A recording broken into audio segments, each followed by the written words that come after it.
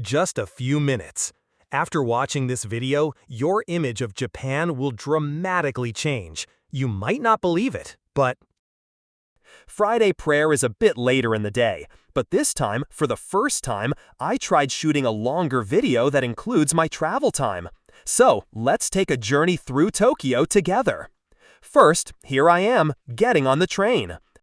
This time, I thought I'd try shooting a video with a slightly new pattern. I hope you can really feel the atmosphere of Japan from a perspective that's more closely to my daily life. Today's video just follows my routine, my movement towards Friday prayer.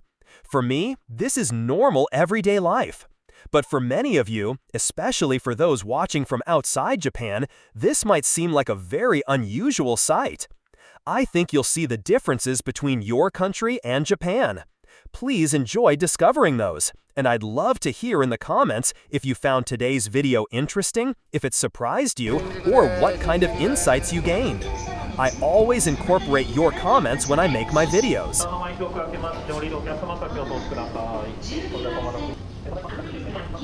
I'm heading to the mosque a bit earlier than Friday prayer starts. Leaving early is my routine. This is a typical morning in Tokyo. What do you think? It's crowded, right? This is only around 9 a.m. To many of you, it might look incredibly packed. But for Japanese people, this level of crowding is considered normal. In fact, some might even say it's not that crowded today. Does your commute look like this? Is it more or less crowded in your country? Let me know in the comments. And then I transfer at Shinjuku. Shinjuku Station, you know, is a labyrinth beyond normal Japanese comprehension. It's even listed in the Guinness Book of Records as one of the busiest stations in the world. Anyone visiting for the first time would probably think, "Where am I?" and panic. Even for us Japanese, its complexity is quite challenging. But today, I'm transferring to the Odaku line. Since it's the first station on the line, it's usually fine no matter which train I take. Less worry about transfers. From here, I'm heading to Tokyo Kami, the mosque located a few stops away at Yoyogi Uehara Station. It takes less than 10 minutes on the Odaku line to reach Yoyogi Uehara Station. I had a meeting at 10 a.m. that day, so I left a bit early to find a cafe nearby. As I entered the cafe, just look! In Japan, most people find a seat before they even order. They place their belongings to save it. I imagine this is unthinkable in many countries. But in safe places in Japan, people often leave all their belongings to save a spot. You should still be a bit careful with valuables, but many people are quite open. Hi, good morning. Could I have this cafe latte? Coffee latte, sure. Hot? Hot. That's it. What size do you want? I prefer tall. Tall size, sure. Here, what to go? Here. Yeah, thank you. Tall size Starbucks latte that will be 500 flavors. This cup is here. Okay. Thank you. Here's your receipt. We will serve up there. Thank Okay, you. thanks. And then on to the online meeting. This discussion actually was about the Islamic project that I'm dedicating my life to.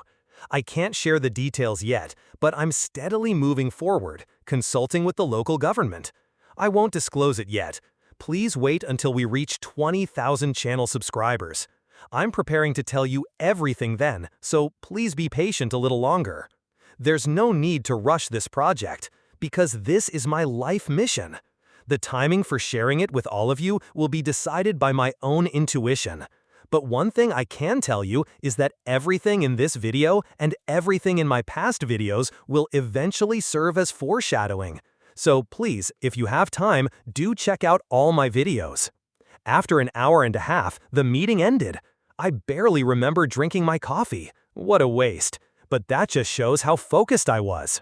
Okay, now off to the mosque. It's about a 5-minute walk from the station. It was raining a bit that day. It's an absolutely beautiful Ottoman Turkish-style mosque.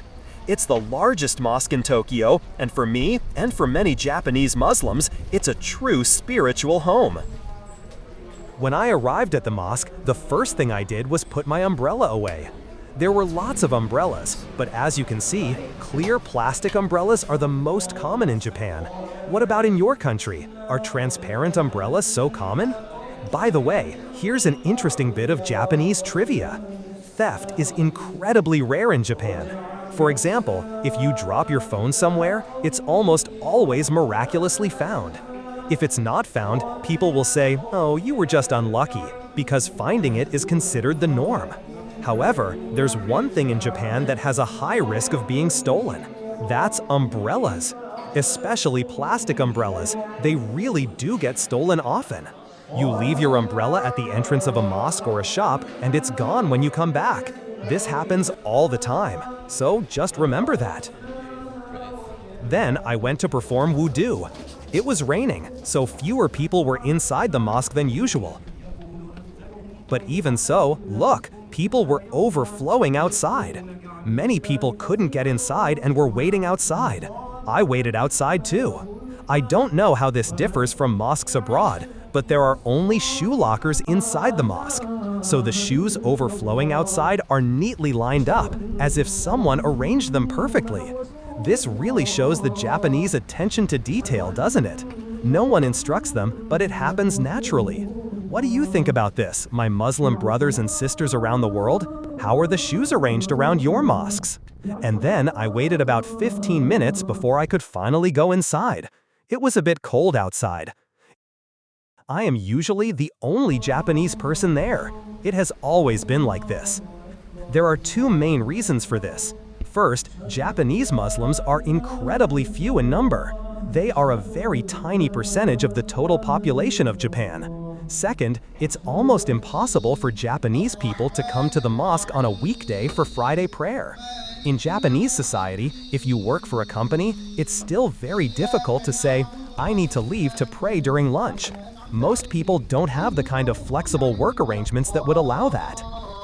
I am blessed because I have always been able to adjust my work schedule freely. That's why I can come for Friday prayer. But most Japanese Muslims don't have that freedom. They continue to make invisible efforts to maintain their faith within society. In that sense, can you feel how special your normal prayer is here? After prayer, I went down to the first floor, where light snacks were available. Thank you. But, for everyone there, it's just a normal routine, so there isn't much conversation or special interaction. There's not much mingling. In my experience, about half of the Muslims here can speak Japanese. Many have lived in Japan for a long time. I believe there are communities for each nationality. Pakistani, Indonesian, Turkish, conversations in their respective languages are buzzing. For them, this mosque is like home, a truly precious place. In any case, for Japanese people to come here on a weekday during the day, it's extremely difficult. Even if they are Muslim, concerns about societal expectations or work commitments often prevent them. So I realize again how truly blessed are the foreign Muslims who can come for Friday prayer, and all of you who can pray normally in your own countries.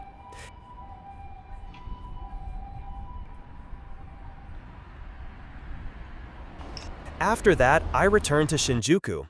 My heart is full after Friday prayer, but I'm heading back into the normal Japanese routine, back into that hustle and bustle. Since we're here, I'll show you a bit of Shinjuku. It's one of the places where Japan's energy is most concentrated. If you're truly interested in the real Japan, especially the hidden mental gaps invisible to foreigners, this video will shatter your expectations. Now I'm back in Shinjuku. Honestly, there isn't really a specific spot in Shinjuku to show you, but I think this will be a very unusual sight for many Muslims. This is a game arcade. There are many UFO catchers here. In Japan, many people use these places for dates. What about in your country? What kind of place is an arcade for you? By the way, Shinjuku is a place where young people come to hang out. As you might have noticed, there are very few children or families around, and it's a weekday after all. Think about it. In Japan, very few people have free time during weekdays. Japanese working hours are among the longest in OECD countries, and many people are constantly busy with long hours. When they finish work and go home, there's hardly any personal time left. So, where is the time for Japanese people to learn about Islam, or to deeply ponder their own lives and faith, the very thing many of you viewers might wish for? Most likely, there is nowhere. If they had such time, most Japanese would simply choose to rest their tired bodies. There's hardly any energy left to learn anything else. I call this situation the devil's strategy. Everything starts with taking away time. Spare moments are filled with social media, Netflix, and a flood of information and entertainment. Yes, even those precious spare moments are cleverly stolen from us. If you can just take away people's time, you can stop their search for truth even before they start thinking. Why has this situation come to be? Do any of you understand why? Now I've arrived near Shinjuku Kabukicho. Honestly, I rarely come here myself. For foreigners who drink alcohol, please be a bit careful at night. This is mainly a drinking district, and it can be a bit dangerous at night. Of course, you can also enjoy shopping here. However, I've been living amidst this kind of consumer society for so long that, to be honest, I'm quite tired of it.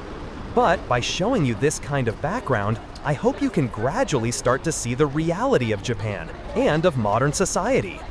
I will turn all of this upside down with Faith Bridge. I will bring back the light of truth to this world where time has been stolen. Thank you so much for listening to my story. Please do not miss the shocking announcement I mentioned at the beginning, the dawn of that grand vision.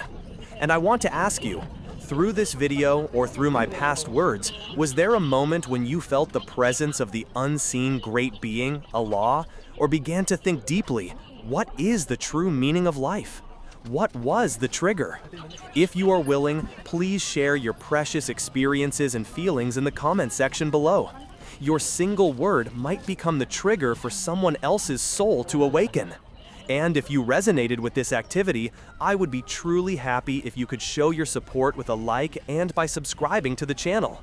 Your action will powerfully support our quiet revolution of faith sprouting again from the East. This is not just my story.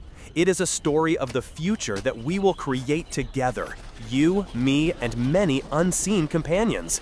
Come, together, let us spread the dawn of this new era from Japan to the world.